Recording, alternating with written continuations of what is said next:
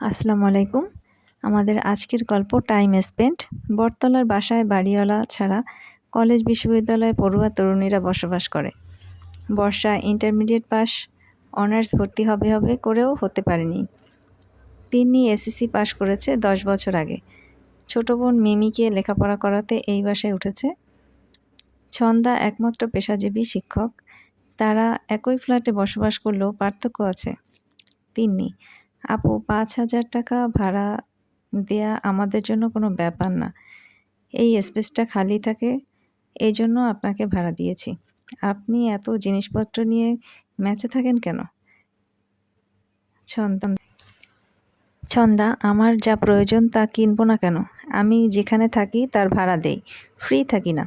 তিন্নি: আমি বিয়ে করেছি, আমার জামাই এখানে থাকবে, আপনি বাসা ছেড়ে দিবেন। ছন্দা: এখন করোনার লকডাউন চলছে, এই মুহূর্তে বাসা পাবো কোথায়?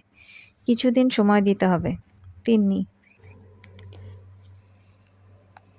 তিন্নি: মাত্র 7 দিন বাকি মাস শেষ হতে। আমি বাড়ি থেকে এসে যেন দেখি আপনি বাসা ছেড়ে দিয়েছেন।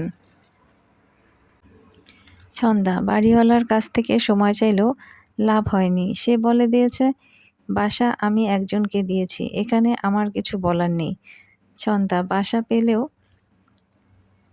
পুরা বাসা খালি পায়, যে সেখানে ওঠা রিস্ক। সাগর সাহেব ছন্দার বাবা হলেও নিজের পরিচয় গোপন রাখতে তিনি পছন্দ করেন। তিনি এবং বর্ষা দুজনেই তার প্রেমে জমে ক্ষীর। সাগর সাহেব: তিন্নি, বর্ষার সাথে প্রেম হলেও আমি তোমাকেই ভালোবাসি। তিন্নি একটু ফর্সা, কিন্তু এ বিষয়টি গোপন রাখতে হবে। তিন্নি: আমি তোমার সাথে টাইম স্পেন্ড করতে চাই। সকালে সকালে ক্লাসে কেউ থাকে না, সকালে সবাই ক্লাসেই থাকে, তোমাকে ফোন দিলে চলে এসো। দুজনেই খুশি চুটিয়ে প্রেম করছে। নিয়মিত তিন্নির রুমে সাগর সাহেবের যাতায়াত করলেও ছন্দা জানে না সাগর নামের যার সাথে তিন্নির সম্পর্ক সে ছন্দার বাবা। কারণ ছন্দা থাকাকালীন সাগর সাহেব তিন্নির রুমে যাতায়াত করে না। বর্ষা: তিন্নি, যশোর থেকে চলে এসেছি একটা খবর শুনে। তোমার সাথে সাগর ভাইয়ের সাথে প্রেম, কথাটা সত্য? তিন্নি: হ্যাঁ, তার ইচ্ছা ছিল, সে আমাকে প্রপোজ করেছে। বর্ষা: এক হাতে তালি বাজে না, তুমি রাজি ছিলে তাই প্রেম হয়েছে। আমি দেখতে এলাম সত্য কিনা। ছন্দা: আপুকে নামাতে চাও কেন? উনি পাশে থাকলে সমস্যা কি? তিন্নি: ওই রুমে মিমি একা থাকবে। বর্ষা: তোমাদের যখন প্রেম হয়েছে আমি কিছু বলবো না, কিন্তু তোমার মতো বিয়ের আগে রুম ডেটে যেতাম না। তিন্নি: বিয়ে তো আমরা করবই, রুম ডেটে আমার আপত্তি নেই। প্রেম ধরে রাখতে চাইলে রুম ডেটে যেতেই হবে। আমি বাচ্চা নেব, তাই সাগরকে রাখছি। সাগর: তিন্নি, আমরা হোটেলে থাকবো, ছন্দা এখানেই থাক।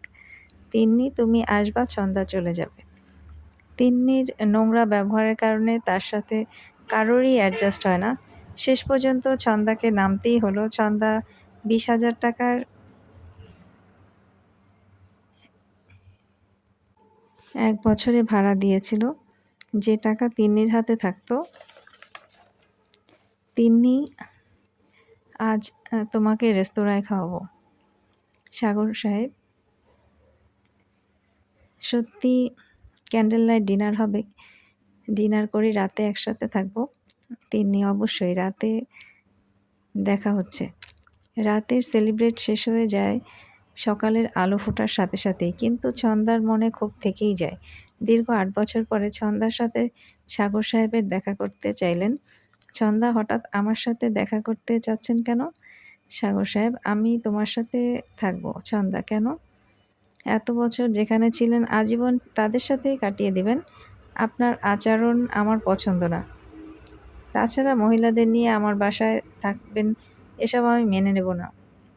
আপনার খবর আমি কানে আসে। তিন্নিকে বিয়ে করেছেন, বাচ্চা নেবেন শুনলাম। বিদেশে যাচ্ছেন না এসেছেন? সাগর সাহেব: বুঝতে পেরেছি, বুঝতে বাকি নেই। তার নোংরা ডায়েরি ছন্দা ইতিমধ্যেই পড়ে ফেলেছে, কিন্তু সে এসব প্রশ্রয় দেওয়ার মানুষ না, তাই সম্পর্কের মাঝে পর্দা টেনে দিন। আজকাল বাবার খোঁজ নিতে ইচ্ছে করে না, নিজের ব্যস্ততা তার কাছে আনন্দের বিষয়। অসংখ্য ধন্যবাদ।